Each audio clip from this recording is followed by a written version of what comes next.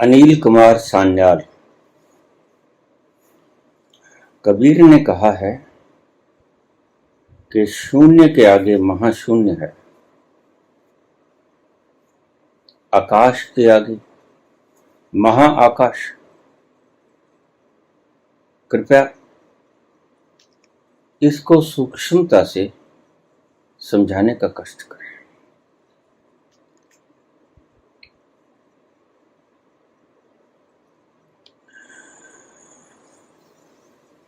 कल का प्रश्न आकाश, जिसे कुछ संप्रदाय, कुछ संत जन कहते हैं कि बस वो ही परमात्मा है, वो भी इस प्रसंग के बीच में विस्तार से खुल जाएगा। तो कल के प्रवचन के श्रोता इस प्रवचन को ध्यानपूर्वक सुन लें। आकाश के आगे महाआकाश होता है, शून्य के आगे महाशून्य होता है। इसका क्या अर्थ है?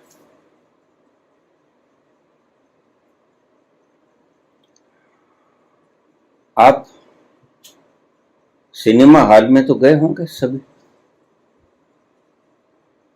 सिनेमा हॉल में सामने एक स्क्रीन लगी होती है, बड़ी सी सफेद रंग की स्क्रीन, बड़ी सी। जब आप जाके बैठते हैं तो वह खाली होती है, उस पर कुछ चल नहीं रहा होता, बिल्कुल खाली सफेद स्क्रीन का फैलाव। सामने बैठे हुए आप सिनेमा हॉल में, पिक्चर शुरू हो गई। अब ध्यान से समझना बात को। पिक्चर शुरू हो गई, प्रोजेक्ट ने रंग बिखेरने शुरू कर दिए, फिल्म चलती रही। फिल्म में तलवारें भी चलें, अस्त्र शस्त्र भी चले। एक एक शब्द को हृदय में उतारते जाइएगा तो आपको इस धर्म की थोथ का पता चल जाएगा कि ये धर्म बनाने वालों ने क्या मजाक बनाया है। पिक्चर चलने लगी, रंग बिखरने लगे और उस स्क्रीन के ऊपर तलवारें भी चली, लड़ाइयां भी हुई, पिस्तौल भी चले, बम भी गिरे और आप देख रहे हैं। और आगजनी भी हुई, लड़ाई झगड़े भी हुए, आगजनी भी हुई,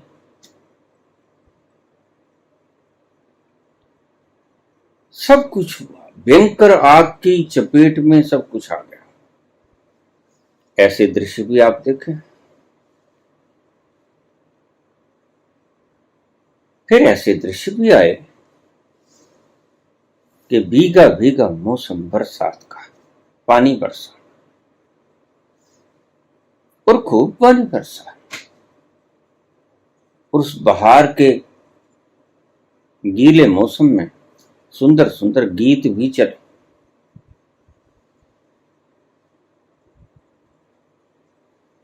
तूफान भी आए, हवाएं भी चले, सभी कुछ हुआ। नफरत के दृश्य भी दिखाए गए,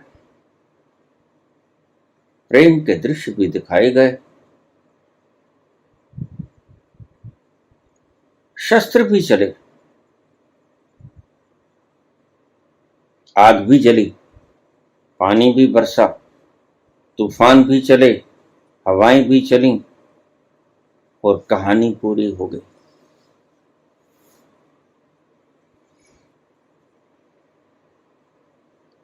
फिल्म पूरी हो गई। दरवाजे खोल दिए गए, आप जाने को तैयार। बस मुझे एक बात का जवाब दे देना कि जब फिल्म खत्म हो गई, दी एंड आ गया, तो आपने क्या देखा? वो ही खाली पर्दा, सफेद, विशाल फैलाव लिए हुए। खाली स्क्रीन ही पहले थी और खाली स्क्रीन ही अब बची। बस ये खाली स्क्रीन आकाश है, जो अपने भीतर सभी दृश्यों को समेट लेती है।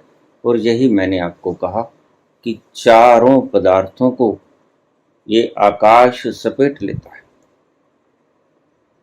ये पर्दा है आकाश, और उसके ऊपर तलवारें भी चली, बंदूकें भी चली, बम भी बरसाए गए, तो अस्त्र चले, नैनम छिदंती शस्त्राण। लेकिन क्या पर्दा फटा? तलवारें चली, पर्दे के ऊपर चली, क्या पर्दा फटा? कोई पर्दे के ऊपर क्ल्यू निकला, बाकी रहा? तलवारें चली, पिस्टल चली, हथगोले बरसाए गए, लेकिन क्या पर्दा फटा? कोई खरोंच आई पर्दे को? नहीं आई। आगजनी भी हुई, घर भी जले, धुआंधार हो गया, आग से सब कुछ जल गया, ये दृश्य भी आया। तो क्या आग जली तो पर्दे का कोई नुकसान हुआ? पर्दा जला, वो सीन भी निकल गया, और भीगा भीगा मौसम भी आया, बरसात भी। नायक नायिकाओं ने प्रेम के गीत भी गाए, पंछी भी चहके, मोर भी नाचे।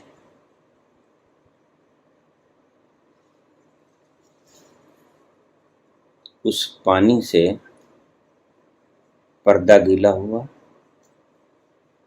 इतनी तेज बारिश, मूसलाधार बारिश, वो पर्दा गीला हुआ? नहीं। हवाएं भी चली, तूफान भी चले, भीषण तूफान चले, पेड़ उखड़ गए, घरों के छप्पर उखड़ गए, बेहाल हो गया। क्या पर्दा उखड़ा? पर्दे पे कोई आंच आई? पर्दा कहीं उड़ के गया इतने तूफान में? बस यही है कहानी इन चार तत्वों की। मैंने कहा पांचवा तत्व इन चारों को लपेट लेता है। पांचवा तत्व आकाश इन चारों के लिए जैसे हम गठड़ी में चार बांध लेते हैं, चार तत्वों को बांधने वाला पांचवा तत्व आकाश। लेकिन आकाश भी निर्जीव है, जैसे पर्दा निर्जीव है, वैसे आकाश भी चेतन नहीं है। ये ठीक कि आग ने उसे जलाया नहीं, ये ठीक के शस्त्रों ने उसे काटा नहीं, ये ठीक के हवाओं ने उसे उड़ाया नहीं, और ये भी ठीक के जल ने उसे भिगोया नहीं। लेकिन उसके बावजूद भी क्या उस पर्दे को पता है कि उसके ऊपर क्या क्या आकर गुजर गया? दृश्य मार काट का भी आया, तलवारों का भी आया, हवाओं तूफानों का भी आया, हथगोलों आगजनी का भी आया, और बारिश का भीगा भीगा मौसम भी आया, लेकिन इतना कुछ आने के बाद भी क्या आकाश को ये पता चला कि पानी बरसा, कि आग जली, कि शस्त्र चला?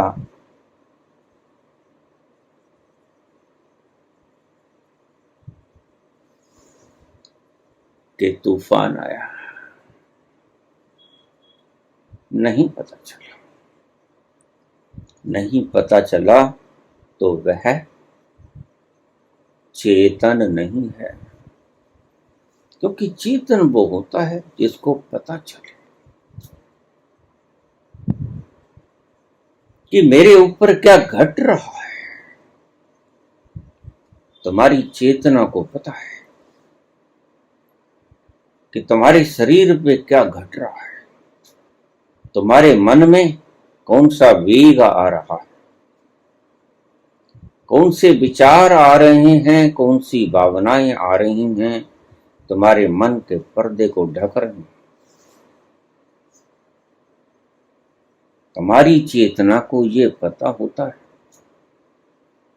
पाँव में दर्द है, कैंसर का फोड़ा हुआ है, दवा ली ठीक हो गया या ज्यादा बिगड़ गया, आपकी चेतना का पल पल का हिसाब है, खबर है।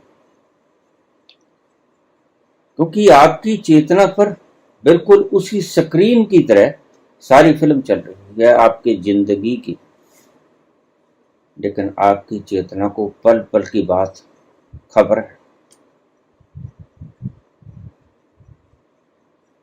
क्या स्क्रीन को भी खबर है? सभी घटनाएं घटी। नैनम छिदन्ति शस्त्राणि, शस्त्र भी चले। नैनम दहती पावका, आगजनी के दृश्य भी दिखलाए गए। न चैनम क्लेदन्त्यापो, पानी भी बरसा।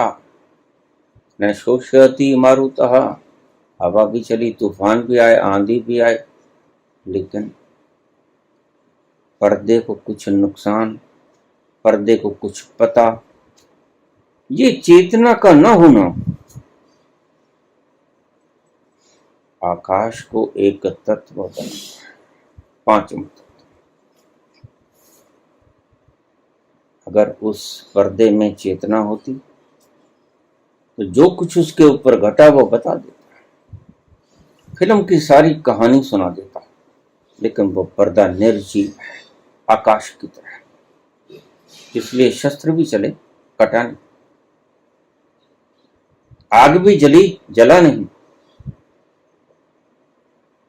तूफान भी चले, उड़ा नहीं। बारिश भी हुई, भीगा नहीं। नॉन इफेक्टेड, बिल्कुल उस स्क्रीन की तरह। बस आकाश उस पर्दे के समान है जो सभी तत्वों की क्रियाओं को अपने भीतर समेटे हुए है। बस एक चेतन नहीं है बाकी पदार्थों की तरह। न पृथ्वी चेतन है, न जल चेतन है, न वायु, न अग्नि और न आकाश। पांचों तत्व जड़ है, और जड़ इसी रूप में जो मैंने आपको समझा था। चार तत्वों का खेल, और पांचवा तत्व आकाश के पर्दे पर सारी घटनाएं घट रही। तो पांचों जड़ है। फिर इसको देखता कौन है? देखता इसको देखने वाले तुम हो, जो सिनेमा हॉल में बैठे सारी फिल्म को शुरू से अंत तक देखते, और एक एक चीज पूछ लो, एक एक गाना सुन लो, एक एक दृश्य पूछ लो, पूरी कहानी सुन लो। पांचवा तत्व वो भी कटता नहीं, वो भी जलता नहीं। वायु उसे भी नहीं सुखा पाती, जल उसे भी भुगो नहीं पाता।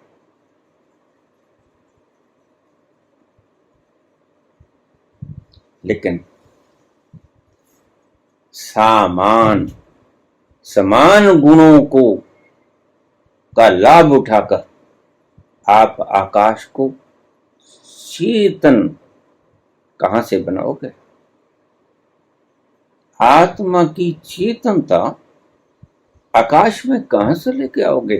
पर्दे में बाकी सब कुछ अचेतन था, जड़ था। पर्दा भी जड़ था, उसके ऊपर घटनाएं जो घट रही थी वो भी जड़ था।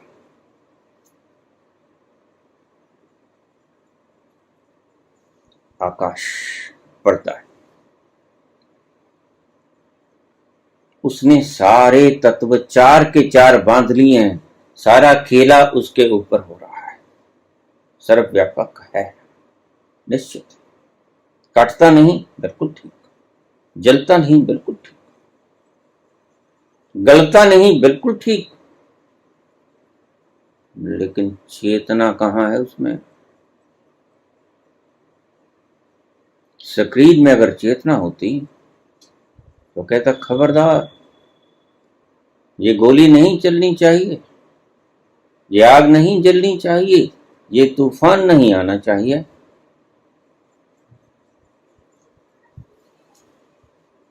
ये अस्त्र शस्त्र नहीं चलने चाहिए।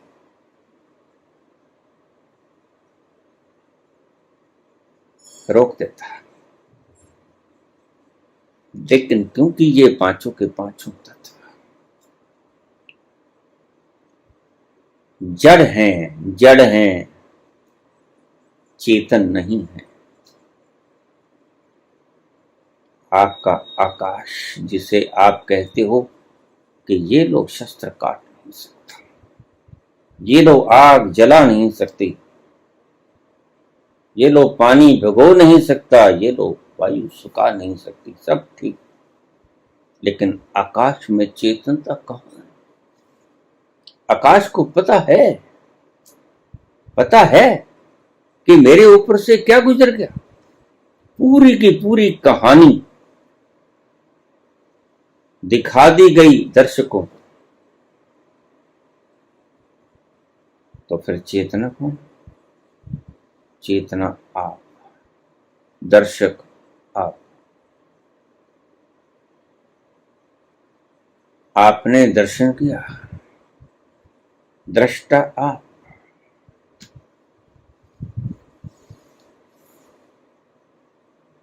देखने वाले आप, जो सिनेमा हॉल में बैठे पांचों तत्वों के खेल को देख रहे, और उसे भी कुछ नहीं होता, न शस्त्र काटता है। तुम्हें क्या? बरसात आई, तुम भीगे? किसी को गोली लगी, तुम्हें दर्द हुआ? फिल्म में आंधी तूफान आया, तुम्हें उड़ा के ले गया। शस्त्र की बरसात हुई, गोलियां चली, तुम जख्मी हुए। तुम्हें भी आग नहीं काट जलाती, तुम्हें भी शस्त्र नहीं काटता।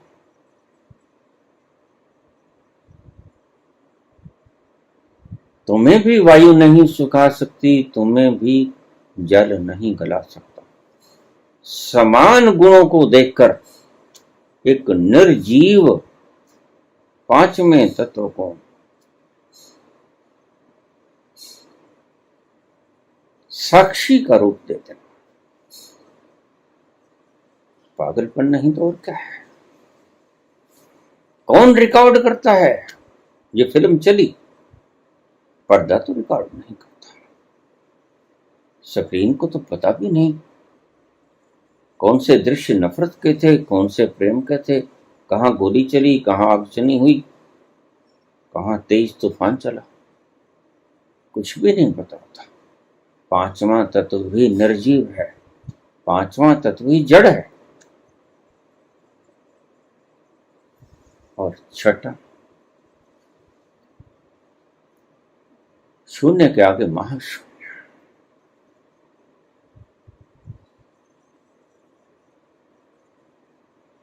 आकाश के आगे महाआकाश कौन? वो दृष्टा, दृष्टा महाआकाश। तुम जो बैठे हो, जो सब कुछ देख रहे हो, वो चेतन है। तुम जो सब कुछ देख रहे हो, जिन्होंने सारी पिक्चर देखी, सारी पिक्चर आपके भीतर संग्रहित हुई, और आपसे कोई पूछेगा कि फिल्म कैसी थी, बता दोगे? कहानी कैसी थी, बता दोगे? गाने कैसे थे, बता दोगे? तो रिकॉर्ड किसने की? रिकॉर्ड आपने की। आप चेतन हो, और चेतना का एक स्वभाव है कि उसके सामने से जो भी दृश्य गुजर जाता है, सीसीटीवी कैमरे में जैसे रिकॉर्ड हो जाता है। पीछे की चेतना, विद्युत की चेतना सभी घटनाओं को रिकॉर्ड कर लेती है। चेतना का एक स्वभाव है कि उसके आगे से कुछ भी गुजर जाएगा, उसकी स्मृति में रिकॉर्ड हो जाएगा। लेकिन मैंने सीसीटीवी कैमरे का मात्र उदाहरण दिया। उदाहरण तो सभी दिए आपको समझाने के लिए। वस्तुतः मैंने आपको समझाने के लिए सब कुछ बताया कि ऐसा है। तत्व 5 है। इसलिए सभी मनीषियों ने, तुम लोग नए धर्म बना के हमारे पुरातन ऋषियों को तिरस्कार कर। ऐसे लोग मैंने शाम को ठेके पर खड़े हुए शराब के प्याले पीते हुए देखे। लेकिन चेतना का स्वभाव तो आनंद है।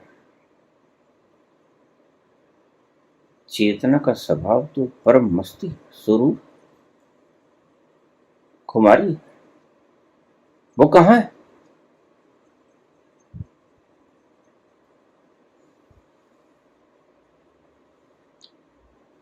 तर्कों से सत्य की परिभाषा करनी बंद कर दो।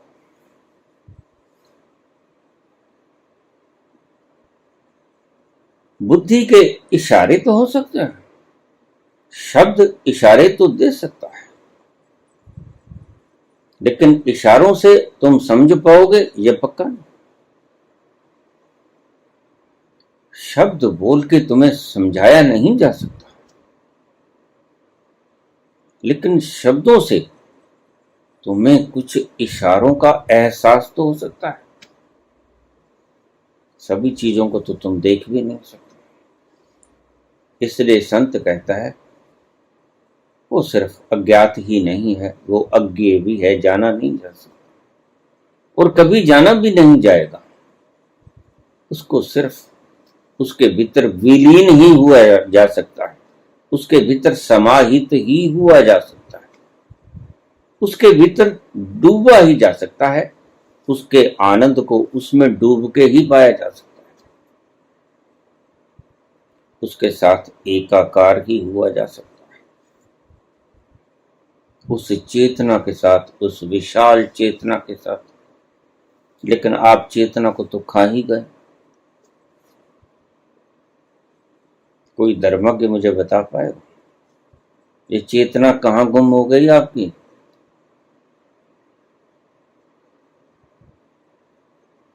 ये धन निरंकार वालों मुझे बताओ, चेतना कहाँ गई आपकी? तुम बोलते हो तो आपको बोलने का रिकॉर्ड होता है, नहीं होता है? तो इस पर्दे ने रिकॉर्डिंग की? कहाँ है रिकॉर्डिंग, बताओ।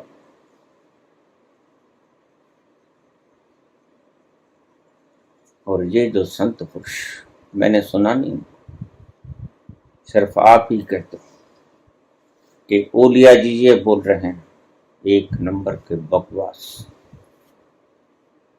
इनको कोई अनुभव नहीं है अगर ये ऐसा बोल रहे। चेतना को कहां रखोगे जिसके बिना आप नहीं बोल सकते? और चेतना जब निकल जाएगी दम से गिर जाओ दर से। उसको कहां खा गए जनाब? पांचों तत्वों को तो आपने गिना दिया, ये भी गिना दिया, नैनम छिदंती शस्त्राणी, और गीता का वाक्य भी आपने ठीक कर दिया। लेकिन बड़ी चतुरता से। और कोई व्यक्ति आज तक आपके इस धर्म की काट नहीं कर सका, इसलिए ये चला जा रहा है। किसी व्यक्ति ने आपसे सवाल नहीं पूछा कि फिर चेतना का क्या होगा जनाब। ये सारी पिक्चर तो दोहराई गई पांचों तत्वों में, लेकिन ये रिकॉर्ड कहां हुई? चेतना के बिना रिकॉर्ड नहीं होती। ये देखी किसने? दर्शक कौन, दृष्टा कौन, ऑब्जर्वर कौन, साक्षी कौन? खा गए खाक अध्यात्मवादी। जिसने चेतना को ही निगल लिया वो अध्यात्म का जिक्र कर रहे हैं। नहीं, ये कोरे भौतिकवादिता है। पांचों तत्वों तक सीमित रह जाना और साक्षी तक न पहुंचना कोरे अल्फाज हैं। गीता को उठा लो, जपजी साहब को उठा लो, शब्दों के सिर्फ अनुवाद है। इनके भीतर जो रहस्य छिपा है, और मैं रोज बता रहा हूं इन शब्दों के भीतर क्या रहस्य छिपा हुआ है और जगह जगह पे लिखा हुआ है। वह अक्षरों से अखरा नालों बखर जेड़ा, तो शब्दातीत है, वो शब्दों में नहीं आता। लेकिन आप तो शब्दों के ही व्याख्यान करना शुरू करते हैं। ये देखो कटता नहीं, तलवार फेर के दिखा दी। ये देखो जलता नहीं, आग दिखा दी। ये देखो वायु इसको सुखा नहीं सकती, तूफान आते हैं। और ये देखो पानी इसको गला नहीं सकता, इसलिए यही परमात्मा है। वाह, शाबाश बहादुरों, नास्तिकता के जन्मदाता होते हैं।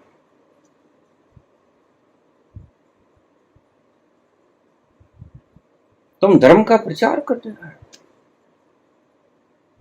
या नास्तिकता का प्रचार करने? इन पांचों तत्वों में एक तत्व पांचवा आपने बना दिया, लेकिन चेतना कहां से लाओगे जनाब? वो साक्षी कहां से लाओगे? दृष्टा कहां से लाओगे? वो ऑब्जर्वर कहां से लाओगे जो सभी घटनाओं को देख रहा है? ये तो मुर्दाबाजी है।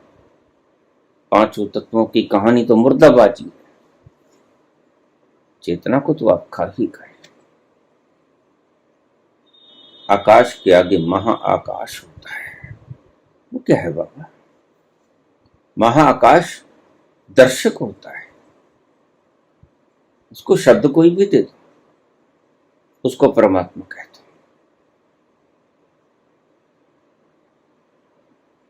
उसको महाआकाश कहते हैं, उसको महाशून्य कह दो, नाम कोई भी देता, नामों से कुछ बिगड़ता नहीं। तत्व तो वही है। अल्लाह कह दो, राम कह दो, पैगुरु कह दो, गॉड कह दो, उससे उस तत्व में कोई फर्क नहीं पड़ता। तुम्हारी लिपियों की भाषा में तुमने नाम दे दिया बस, लेकिन उसकी होंद के अंदर, उसके अस्तित्व के अंदर जर्रा भी फर्क नहीं पड़ता।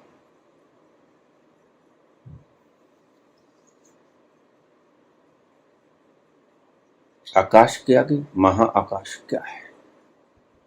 शून्य के आगे महाशून्य क्या है? वो है चेतन। पर्दे के ऊपर जो घटनाएं घटी, आपने सिनेमा हॉल के बीच में बैठकर सारी घटनाओं को देखा। बस वो जिसने देखा वो है महाशून्य। वो जिसने देखा वो है महाआकाश।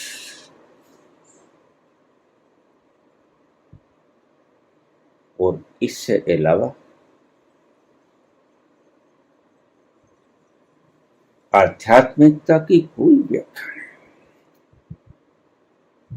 जानकार जिसने जान लिया वो तो ऐसे ही व्याख्या करेगा। और जिसने नहीं जाना वो कैसे ही व्याख्या कर दे।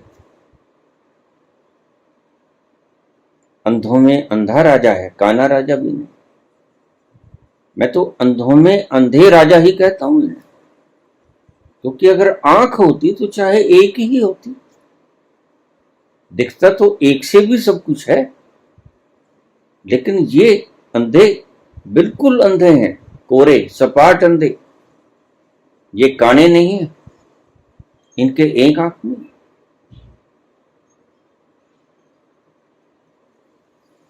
आकाश के आगे महाकाश, शून्य के आगे महाशून्य, वह जिसने सारा दृश्य देखा और ये पांचों तत्वों का दृश्य खेला, इससे ही सृष्टि चल रही है। देखने वाले आप, जो हर वक्त निरंतर 24 घंटे अपना स्वभाव खोते नहीं। और आपका स्वभाव क्या है? दृष्टा। ये तत्व सो जाते हैं, शरीर सो जाता है, वो देखने वाला कौन है? तो सारी रात आपको देखता रहता है कि आज तो बड़ी बढ़िया नींद आई है इसको, आज तो कोई चिंता नहीं, घोड़े बेच के सो रहा है। और सुबह सुबह आपको स्वप्न आता है, आपकी स्क्रीन के ऊपर सारा स्वप्न आप देखते हो। चेतना के बिना तो दर्शन संभव नहीं। और आकाश चेतन, चेतना के बिना दर्शन संभव नहीं, और चेतना के बिना रिकॉर्डिंग संभव। ये जो रिकॉर्डिंग होती है घटनाओं की, ये आपके कारण होती है। आपने दर्शन किया सारी पिक्चर का, इसलिए आप साक्षी भी हैं, आप दृष्टा भी हैं, आप चेतन हैं, आप निष्पक्ष देख रहे हैं जो कुछ हुआ उस स्क्रीन के ऊपर। बस यही है महाआकाश, यही है महाशून्य, यही है आकाश और यही है शून्य। धन्यवाद।